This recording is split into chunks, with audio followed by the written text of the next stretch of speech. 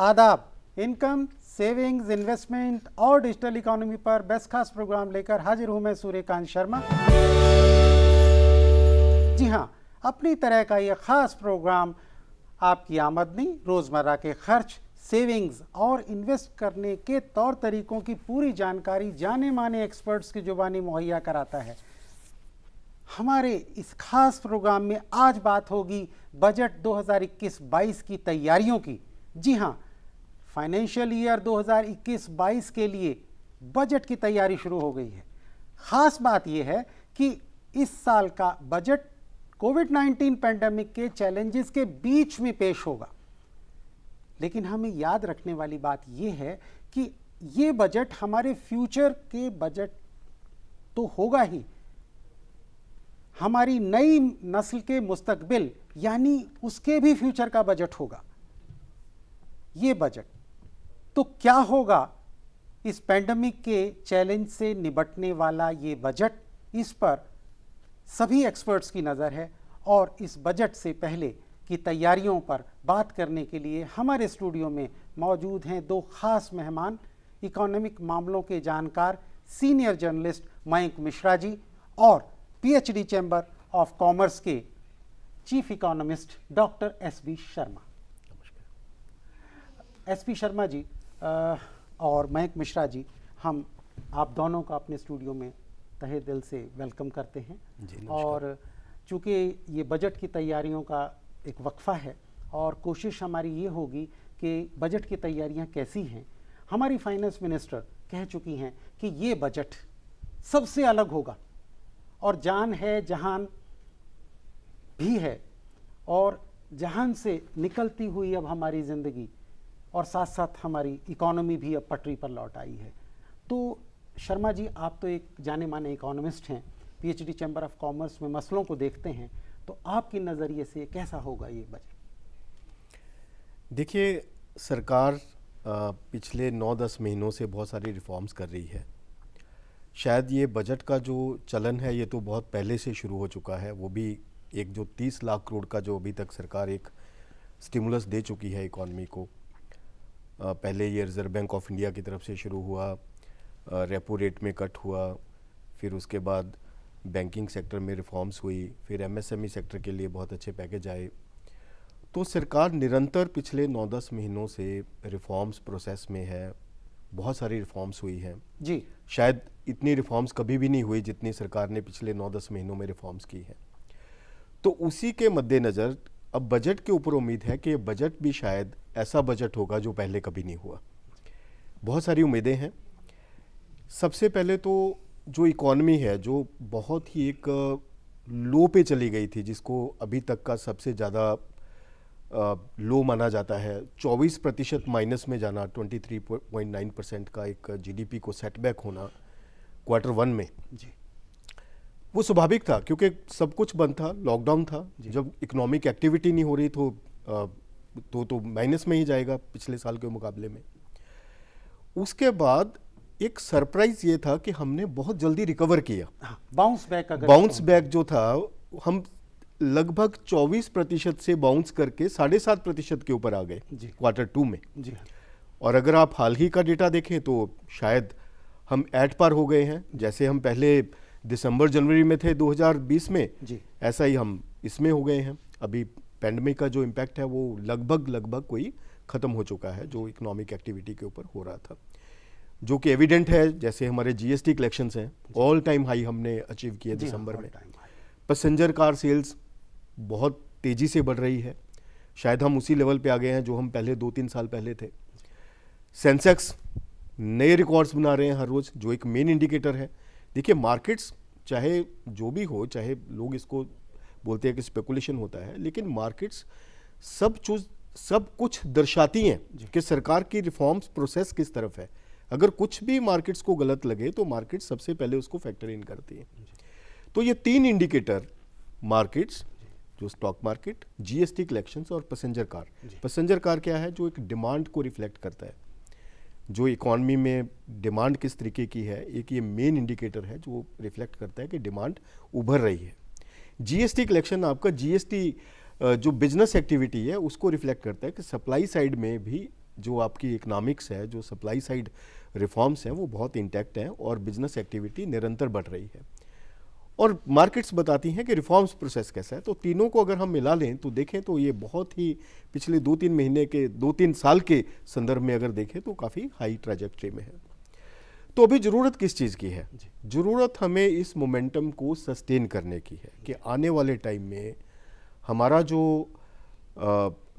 ये ट्रैजेक्टरी है जो हमने अचीव की है, जो हम लो से ऊपर उठे हैं, जो लगभग कोई जैसे इंडस्ट्री में अगर हम देखें आईआईपी नंबर्स ही 55% डाउन चले गए थे, जो अभी लगभग पॉजिटिव भी हो गए हैं और अगर गिरावट है तो लगभग कोई 2-3% की आती है या 1.5% की। तो एक उस लो से उभरना एक वो रिफॉर्म्स की ही एक देन है जो इतने लो से एक्सपोर्ट्स में देखिए, एक्सपोर्ट्स हम 50% से भी नीचे हमने डाउनफॉल देखा है एक्सपोर्ट्स में, तो वापस वो अपनी ट्रैजेक्टरी में आता दिखाई दे रहा है। तो आप पूरा बता रहे हैं, मैं आपको थोड़ा सा यहीं रोक रहा हूं क्योंकि अगर आपने सारे राज अभी खोल दिए तो बाकी चीज़ों पर उतनी तफसील से बात नहीं हो पाएगी। मयंक मिश्रा जी, आपने बताया कि ये एक पेंडेमिक के बीच का बजट है और रिकवरी करता हुआ, बाउंस बैक करता हुआ, जो हमारे प्रधानमंत्री जी ने 12 मई को जो नेशन के नाम में एड्रेस किया था और 5 पिलर्स पर उन्होंने जोर दिया था, जिसमें इकोनॉमी पहला पिलर है। अभी आपने सुना, हम सब जानते भी हैं कि हमारी इकोनॉमी जो 25-24% से नीचे चली गई थी वो बाउंस बैक करके लगभग 7% और फिर उसको नलीफाई कर दिया। तो हमारे लिए अब एक नया खाका तैयार है, नया कैनवस तैयार है जिस पे भारत के विकास की गाथा लिखी जा सकती है। तो इकोनॉमी को देखते हुए जो पहला पिलर था उस पर आपका क्या? हाँ, तो इन्होंने जो भी बातें कही उससे एक चीज़ निकलता है कि ऑर्गेनाइज सेक्टर में सच में बाउंस बैक हुआ है जी। और पूरा ऑर्गेनाइज सेक्टर आप वो अगर देखेंगे तो उसके हर पहलू को, इन्होंने पैसेंजर कार सेल्स की बात की, छोटे छोटे मसलों को भी अगर हल कर लिया जाए इस बजट में जी, और थोड़ा सा जो भी अनाउंसमेंट हो आउटकम ओरिएंटेड हो। अब उसका मतलब मेरा क्या है जी, मान लीजिए कि हमने कहा कि हम सोशल सेक्टर में इतना खर्च करेंगे या इंफ्रास्ट्रक्चर क्रिएशन में इतना खर्च करेंगे, तो उसको अगर आउटकम से जोड़ दें कि 50,000 करोड़ अगर इस मद में हम खर्च करेंगे तो इसका जीडीपी में इतना कंट्रीब्यूशन होगा और इससे इतने जॉब क्रिएशन होंगे। अगर इस तरह का छोटा छोटा आउटकम ओरिएंटेड मार्कर्स हों बजट में तो सच में रेवोल्यूशनरी होगा हमारा बजट और हम सब उसको देख सकेंगे कि इस काम से इतना फ़ायदा होगा और वो हम सब के लिए बेटर होगा जी। तो हमको लगता है कि ये डिपार्चर की जो कोशिश हो रही है बहुत अच्छी है कोशिश है, सच में अगर दिखे तो बहुत बड़ा काम होगा जी। शर्मा साहब, अभी आपने इनकी बात सुनी जिसमें जो एक बात उभर के आई कि भाई आउटकम ओरिएंटेड होना चाहिए, जबकि आउटकम ओरिएंटेड सेंस में अगर हम देखें तो हमारे एमएसएमईज, हमारे जो बाकी स्टार्टअप्स हैं उन पर भी काफ़ी जोर दिया गया है। तो इनके अंदाज में और ऐसा, या फिस्कल डेफिसिट की जब बात हो रही है, और जाहिर सी बात है जब इस तरह की इकोनॉमी कंडीशंस होती हैं जो कि वर्ल्ड वाइड है तो फिस्कल जो डेफिसिट है वो कहीं ना कहीं पीछे रह जाता है, क्योंकि सबसे पहले ज़रूरत है इकोनॉमी को पटरी पर लाने की और अपने सिटीजन्स का वेल बीइंग करने की। इंफ्रास्ट्रक्चर है, सिटीजन का वेल ऑफ है तो इकोनॉमी प्रॉस्पर कभी भी कर सकती है, कभी भी बाउंस बैक कर सकती है। इन्होंने जो कहा उस पर आपका क्या रिएक्शन? देखिए, इन्होंने सब सही कहा है कि आउटकम्स रिफ्लेक्ट होनी चाहिए और आउटकम्स ब्रॉडली रिफ्लेक्ट होती भी हैं। अगर आप देखें जो स्टिमुलस दिया गया है, जो 30 लाख करोड़ का स्टिमुलस हम देख रहे हैं कि पिछले 9-10 महीनों में सरकार की तरफ से आया है, रिजर्व बैंक की तरफ से, मिनिस्ट्री ऑफ फाइनेंस की तरफ से अनाउंसमेंट्स हुई है, तो ये एक आउटकम ही है कि हमने इतना बाउंस बैक किया, वो रिफ्लेक्टेड है इकॉनमी में। 24% माइनस से आप 7.5% के ऊपर आ गए माइनस में, और अभी उम्मीद है कि हम पॉजिटिव ग्रोथ दिखाएंगे। वो मैं नहीं कह रहा, वो बहुत सारी इंटरनेशनल ऑर्गेनाइजेशंस कह रही हैं, बहुत सारे रिसर्च ऑर्गेनाइजेशंस बता रही हैं, आरबीआई के प्रोजेक्शंस हैं कि हम जल्द ही पॉजिटिव ट्रैजेक्टरी में आ जाएंगे। आईएमएफ कह रहा है कि हम अगले 5 साल में हमारा जो ग्रोथ रेट है वो जो टॉप 10 इकॉनमीज़ हैं उससे ज़्यादा रहेगा।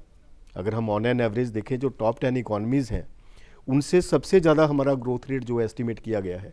ये सब आउटकम्स जो है ब्रॉड बेस्ड आउटकम्स जो नंबर्स में रिफ्लेक्ट हो रही हैं, अभी जीएसटी कलेक्शंस में जो रिफ्लेक्ट हुई हैं, जो मार्केट्स में रिफ्लेक्ट हो रही हैं, पैसेंजर कार्स में रिफ्लेक्ट हो रही हैं, ये सभी रिफॉर्म्स ये बताती हैं कि आउटकम्स हमारे सामने हैं, जो रिजल्ट आ रहे हैं वो बहुत ही पॉजिटिव हैं। तो आगे इसको कैसे सस्टेन करना है, सबसे बड़ा चैलेंज ये है जो इस टाइम पे मैं समझता हूँ एज एन इकोनॉमिस्ट, कि जब हमने एक बाउंस बैक तो कर लिया, अब उस उछाल को हम कितनी देर तक सस्टेन कर पाएंगे, उसके पीछे बहुत सारी रिफॉर्म्स की अभी और भी ज़रूरत है। इसी वजह से जो हमारे माननीय फाइनेंस मिनिस्टर हैं वो कह रहे हैं कि ये बजट सबसे अलग होगा और ऐसा बजट शायद पहले कभी हुआ नहीं है। ये वाकया ही ऐसा बजट होगा क्योंकि इसमें ऐसी रिफॉर्म्स की ज़रूरत है जो रिफॉर्म्स पहले कभी हुई नहीं है। ऐसे पैकेज की ज़रूरत है, ऐसे स्टिमुलस की ज़रूरत है और ऐसे इंसेंटिव्स की ज़रूरत है जो पहले कभी नहीं हुए, जो इस ट्रैजेक्टरी को सस्टेन करने के लिए जिस तरीके से हमारे एस्टिमेट्स हैं, जो प्रोजेक्शंस हैं, जो इंटरनेशनल ऑर्गेनाइजेशंस ने दिए हैं, उनको कैसे रियलिटी में लेके आया जाए, उसके लिए ही ये बजट होगा। तो मैं ये समझता हूँ कि इस जंक्चर पे सरकार का सबसे बड़ा जो चैलेंज है वो डिमांड को सस्टेन करना। अब हम पैसेंजर कार की बात कर रहे थे, क्या आने वाले टाइम में ये नंबर्स आगे ग्रो करेंगे? हमें कैसे इस चीज़ को सपोर्ट कैसे करना है, डिमांड ट्रैजेक्टरी को कैसे हम वापस इंटैक्ट कैसे रखेंगे, तो वो एक सबसे बड़ा चैलेंज है। उसके लिए बहुत ज़्यादा एक्सपेंडिचर की ज़रूरत है, खासकर जो रूरल सेगमेंट्स में, इंफ्रास्ट्रक्चर में, रूरल इंफ्रास्ट्रक्चर में, इन सब सेगमेंट्स में सरकार किस तरीके से एक्सपेंडिचर को ईयरमार्क करेगी despite the challenge of this fiscal deficit. ये इसलिए अलग बजट होगा कि एक तो फिस्कल डेफिसिट का हमारे लिए बहुत बड़ा चैलेंज है, जो पिछले साल में, जो अभी साल हम ख़त्म हो रहा है, जो फाइनेंशियल ईयर अभी मार्च में जाके, इसमें बहुत रिफ्लेक्ट होगा कि फिस्कल डेफिसिट जो हमने एस्टिमेट किया था उससे कहीं ज़्यादा निकलेगा। लेकिन आने वाले टाइम पे, आने वाले साल में 21-22 में उसको हम कैसे कंट्रोल में लेके आएंगे, ये एक बहुत बड़ा चैलेंज होगा। और साथ में एक्सपेंडिचर के लिए एक्सपेंडिचर भी करना है और डेफिसिट को भी कंट्रोल में लेके आना। हम ये नहीं, उसको खुला तो नहीं छोड़ सकते कहीं पे भी जाए, हमें फिर भी एक नियम के आधारित हमें चलना होगा। तो ये एक चैलेंज है। और तीसरा चैलेंज जो है कि जो, जैसे इन्होंने बताया कि जो रिफॉर्म्स हैं, अभी तक जो रिफॉर्म्स हुई हैं और जो सरकार आगे रिफॉर्म्स करने वाली है, उनके जो आउटकम्स है, उनका एक्चुअल इम्प्लीमेंटेशन कैसे ग्राउंड लेवल पे जाके होता है, कैसे जो सरकार की योजनाएं हैं वो जाके एक फ्रूटफुल आउटकम्स के लिए खरी उतरती हैं ग्राउंड लेवल पे। उनका खासकर जो इम्प्लीमेंटेशन है वो स्टेट्स में बहुत अभी सरकार के स्टेट्स के साथ भी इंटरेक्शंस हो रहे हैं। तो सबसे बड़ा रोल आ जाता है कि स्टेट्स उस चीज़ को, उस बजट को जो सरकार अनाउंस करने वाली है, आने वाले टाइम में किस तरीके से ग्राउंड लेवल पे उसको इम्प्लीमेंट करती है, जिससे कि आउटकम्स जो हैं ज़्यादा से ज़्यादा फ्रूटफुल हों। जो हमारी प्रोजेक्शंस हैं और जो इंटरनेशनल ऑर्गेनाइजेशंस की प्रोजेक्शंस हैं, जैसे कि उन्होंने हमारा ग्रोथ रेट सबसे ज़्यादा एस्टीमेट कर रखा है टॉप 10 इकोनॉमीज़ में, उसको हम रियलिटी में कैसे चेंज करते हैं, ये एक बहुत बड़ा चैलेंज है। तो मैं ये समझता हूँ कि इस जंक्चर में जो एक मेजर जो फोकस रहेगा वो डिमांड रिजुविनेशन के ऊपर। और डिमांड कैसे आएगी? डिमांड आएगी जब सरकार अपना एक्सपेंडिचर इंक्रीज करेगी, क्योंकि जो प्राइवेट सेक्टर है वो तो तभी मैदान में आएगा जब सरकार का एक्सपेंडिचर इंक्रीज होगा। जब डिमांड जनरेट होगी तो प्राइवेट सेक्टर आगे अपने एक्सपेंशन में आएगा, कैपेसिटी एक्सपेंशन होगा, जिससे कि फैक्ट्रीज़ में प्रोडक्शन ज़्यादा होगी। वो तब ज़्यादा होगी जब डिमांड होगी, नहीं तो फैक्ट्रीज़ में एक्सपेंशन नहीं होने वाली है। कोई भी ज़्यादा प्रोड्यूस इसीलिए करेगा जब उसको दिखाई दे रहा है कि सामने डिमांड है। जब डिमांड है तो फैक्ट्रीज़ में एक्सपेंशन है तो एम्प्लॉयमेंट क्रिएट होगी, एक्सपेंशन के लिए एम्प्लॉयमेंट चाहिए। तो एम्प्लॉयमेंट के साथ जब लोगों की इनकम इंक्रीज करनी होगी तो वापस एक डिमांड ट्रैजेक्टरी इंक्रीज होगी।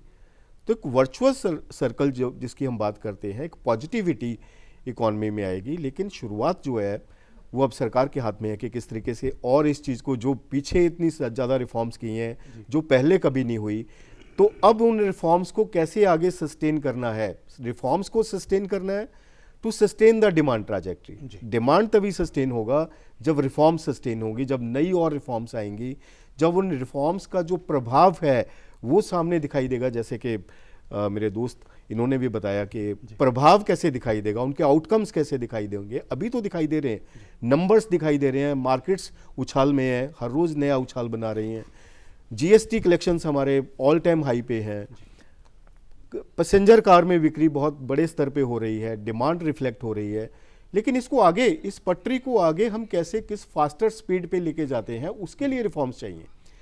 तो मेरा नटशल में ये एक है कि शुरुआत डिमांड से होगी, फिर एक्सपेंशन होगी, फैक्ट्रीज में एक्सपेंशन होगी, एम्प्लॉयमेंट क्रिएट होगा। अब उसके बाद आता है कि हमें इंफ्रास्ट्रक्चर, जो state of the art infrastructure जिसमें सरकार ने 111 लाख करोड़ रुपए का एक जो NIP, नेशनल इंफ्रास्ट्रक्चर पाइपलाइन जो अनाउंस कर रखा है, उसके ऊपर सरकार के लिए कैसे जो पैसा जो चाहिए वो कैसे जुटाया जाए, उसके रिसोर्सेज क्या होंगे, वो एक चैलेंज है। उसके लिए एयरमार्क तो करना होगा, हर एक साल में एक्सपेंडिचर होना चाहिए। अगर हम लगभग 111 लाख करोड़ को देखें तो 20 लाख करोड़ तो हर एक साल चाहिए अगले 5 साल में। तो 20 लाख करोड़ इकट्ठा करने के लिए हमारे पास क्या क्या रिसोर्सेज हैं, उसके लिए एक स्ट्रैटेजिक अप्रोच एक सरकार को अख्तियार करनी पड़ेगी कि किस तरीके से। अब अनाउंसमेंट तो है, लेकिन हमारा जो इंफ्रास्ट्रक्चर का मल्टीप्लायर है वो भी बहुत स्ट्रांग है। अगर हम ये एक्सपेंडिचर कर देते हैं, ये रियलिटी बन जाती है, तो मैं समझता हूं कि 2025-26 तक हम 5 ट्रिलियन इकोनॉमी तो पक्का बन जाएंगे, क्योंकि ये एक्सपेंडिचर इतना होगा और इसका जो मल्टीप्लायर इफेक्ट आएगा वो सीधा GDP के ऊपर पॉजिटिव इम्पैक्ट करेगा। यहीं आपसे आता हूं, ये जो 5 ट्रिलियन इकोनॉमी वाली बात है, इसमें एक सबसे अहम पहलू जो 12 मई और आने वाली 4 और जो बाद में कॉन्फ्रेंसेस हुई हैं 4-5, उसमें एक इंफ्रास्ट्रक्चर के ऊपर भी बात हुई। तो इंफ्रास्ट्रक्चर को लेकर के आप क्या महसूस करते हैं? इंफ्रास्ट्रक्चर की बात आपने कही, तो इसमें हमको लगता है क्या है कि हेवी लिफ्टिंग जिसको बोलते हैं वो गवर्नमेंट को ही करना पड़ेगा अब। और प्रायोरिटी, जैसे गवर्नमेंट का एकदम से 1-2 प्रायोरिटी वाला एरिया है, एक है रिन्यूएबल एनर्जी, दूसरा EV सेक्टर, इलेक्ट्रिक व्हीकल वाला।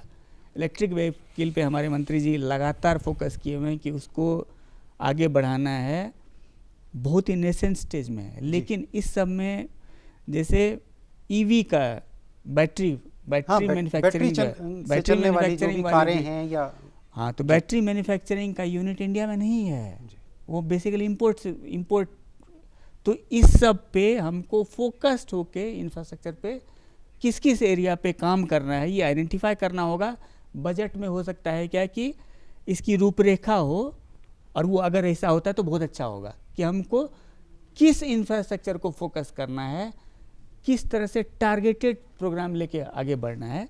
तो इस तरह की रूपरेखा हो तो मतलब मेरे ख्याल से बहुत वेलकम स्टेप होगा वो। जी, ये तो था एक journalistic view. As an economist, infrastructure को लेकर के आप क्या समझते हैं कि क्या होगा या क्या हो सकेगा? देखिए, सरकार ने जो फोकस किया है पीछे, जो अगर हम 1-2 साल में ही देखें तो इंफ्रास्ट्रक्चर हमेशा फ्रंट लाइन पे रहा है कि सरकार का एक मेजर फोकस इंफ्रा डेवलपमेंट के ऊपर है। बहुत सारी नई ट्रेन्स सरकार ने चलाई हैं और नए नए घोषणाएं हुई हैं सेक्टर में। अब ये जो एलोकेशंस हैं, जो 111 लाख करोड़ की मैं बात कर रहा हूँ कि आने वाले 5 साल में इतना सरकार ने एयरमार्क किया, उसके अलग अलग सेक्टर्स के लिए है, उसमें सोशल इंफ्रास्ट्रक्चर भी है। तो जो ऑन एन एवरेज मैं एस्टिमेट कर रहा हूँ कि 20 लाख करोड़ का एक हर एक साल का ऐसा एस्टिमेट बनता है। तो मेरे को ये लगता है कि सरकार इस साल ज़रूर इसको फ्रंट लोडिंग करेगी, जिससे कि डिमांड जनरेट होगी। जी, सरकार कम से कम इस वक्त तो, क्योंकि ये वक्त बहुत ही चैलेंजिंग भी है और अच्छा भी है और एक अपॉर्चुनिटी भी है। जी, अभी हमें एक ऐसी अपॉर्चुनिटी है कि हम आगे निकल सकते हैं, बहुत आगे निकल सकते हैं। और हमारे प्रधानमंत्री कह भी चुके हैं जी कि opportunity in the crisis. Yes जी, क्राइसिस को हमने अपॉर्चुनिटी में बदल लिया है। अब उस अपॉर्चुनिटी को कैसे कैपिटलाइज करना है जी, उसको सपोर्ट कैसे करना है उस अपॉर्चुनिटी को। एक अपॉर्चुनिटी, देखो, अपॉर्चुनिटी मिलने के बाद भी उसको स्ट्रेंथन करने की जरूरत होती है जी। तो उसको स्ट्रेंथन करने के लिए हमारे पास अब ये अपॉर्चुनिटी है कि हम ज़्यादा से ज़्यादा जितना मनी जो है वो फ्रंट लोड कर सकते हैं इस डिमांड ट्रैजेक्टरी को सपोर्ट करने के लिए, उतना हमें करना चाहिए। और हमें पूरी उम्मीद है कि सरकार इसको मद्देनज़र रखेगी और इसके ऊपर फोकस करके ज़्यादा से ज़्यादा अनाउंसमेंट इंफ्रास्ट्रक्चर सेक्टर में करेगी। उसके लिए जो 20 लाख करोड़ रुपए का जो बनता है, इस साल का जो बजट बनता है, वो ज़रूर रिफ्लेक्ट होगा इस बजट में, जिसके लिए वो अलग अलग सेक्टर्स की अलग अलग परियोजनाएँ हैं, अलग अलग एलोकेशंस हैं। हर एक सेक्टर के लिए एलोकेशन है, वो सोशल सेक्टर के लिए भी है, हेल्थ के लिए भी है, एजुकेशन के लिए भी है। तो एक तो ये एक मेन जो फोकस रहेगा। और दूसरा, सरकार ने अभी एमएसएमई की डेफिनेशन चेंज की है। जी हाँ, एमएसएमई सेक्टर एक मेजर ग्रोथ ड्राइवर बन गया है इकोनॉमी का, जिसके ऊपर ज़्यादा से ज़्यादा जो रोजगार है वो डिपेंडेंट है। एमएसएमई सेक्टर ही अब आगे जो ग्रोथ है उसको आगे सस्टेन करेगा। मेन ड्राइवर अब एमएसएमई है हाँ, एक हमारा। मोटा मोटा सा आंकड़ा है कि 48% जी। जो जनरेशंस है, रेवेन्यू जनरेशन है, वो एमएसएमई सेक्टर एमएसएमई सेक्टर, और बहुत सारी अभी डेफिनेशन चेंज होने से ज़्यादा 95% से ज़्यादा कंपनीज एमएसएमई में फॉल कर गई। 25 लाख से 1 करोड़ की, जी, बिल्कुल। अगर मैं गलत नहीं हूँ। बिल्कुल। तब एमएसएमई के चैलेंजेस क्या है? क्योंकि एमएसएमई सेक्टर एक बहुत ही लुक्रेटिव सेक्टर तो है, लेकिन sector is full of challenges also. Sector में बहुत सारे चैलेंज हैं। स्टार्ट होते हैं फाइनेंशियल प्रॉब्लम से। सरकार ने 3 लाख करोड़ रुपए का इमरजेंसी क्रेडिट लाइन दिया, उसके ऊपर जो डिसबर्समेंट्स हैं, जो एमएसएमई को लोन मिलता है, जो एमएसएमई के फाइनेंशियल प्रॉब्लम्स है, उनको एक मेन जो उनका है उसका एक समाधान सरकार को देखना होगा। क्योंकि ज़्यादातर जो लोन्स हैं वो ए रेटेड कंपनीज को ज़्यादा मिलते हैं। जी। तो अभी क्राइसिस के टाइम पे और जो उनकी फाइनेंशियल हालत है वो जो उतनी ज़्यादा स्ट्रांग नहीं होती, तो उसमें भी हमें एक चेंज करने की ज़रूरत है कि कम से कम एक जो बी रेटेड कंपनीज भी हैं, ट्रिपल बी में आती हैं, वहाँ तक हम जाके अपना जो लोन डिसबर्समेंट है उसको इंक्रीज करें। क्योंकि जो सबसे पहले बिजनेस कहाँ से शुरू होता है? पैसे से। तो जब उनको फाइनेंशियल प्रॉब्लम्स उनकी सॉल्व होंगी तभी एमएसएमई अपना ग्रोथ, और पोटेंशियल बहुत है। खासकर जो एमएसएमईज हैं, जो हमारे पीछे के बहुत सारे इंटरेक्शंस हैं, जो सर्वेज हैं, वो बताते हैं कि एमएसएमई का जो ग्रोथ रेट है वो लार्ज एंटरप्राइजेस से ज़्यादा रहता है। जी। जो सेल्स रेवेन्यू आता है जी। वो 20-30 इवन के 40% के ऊपर भी ग्रो करने की ईयर ऑन ईयर समर्था रखती हैं, नॉट ओनली फॉर 1 और 2 और 3 ईयर्स बट फॉर डेकेड्स। क्योंकि उनके पास एक पोटेंशियल है। उनका जो ट्रैजेक्टरी है, एक नई सोच है, एक नई दिशा है और एक नई सप्लाई है, तो उसके ऊपर ही उनका जो ग्रोथ रेट है शुरू में बहुत अच्छा रहता है। मयंक मिश्रा जी, आप हमारे यहाँ आए। एसपी शर्मा जी, डॉक्टर साहब, आप हमारे यहाँ आए। हमने बजट के ऊपर क्या क्या एक्सपेक्टेशंस हमारी हो सकती थी वो आपने हमारे नाजरीन के लिए बताई। आपका तहे दिल से दोनों लोगों का बहुत बहुत शुक्रिया। Thank you. हमारी इस खास पेशकश में फ़िलहाल इतना ही, और आप भी अपनी राय, सजेशंस हमें ईमेल आईडी पर भेज सकते हैं। हमारी ईमेल आईडी है ddurduspecials@gmail.com। और इसी के साथ अब हमारी पूरी टीम को दीजिए इजाज़त। आदाब।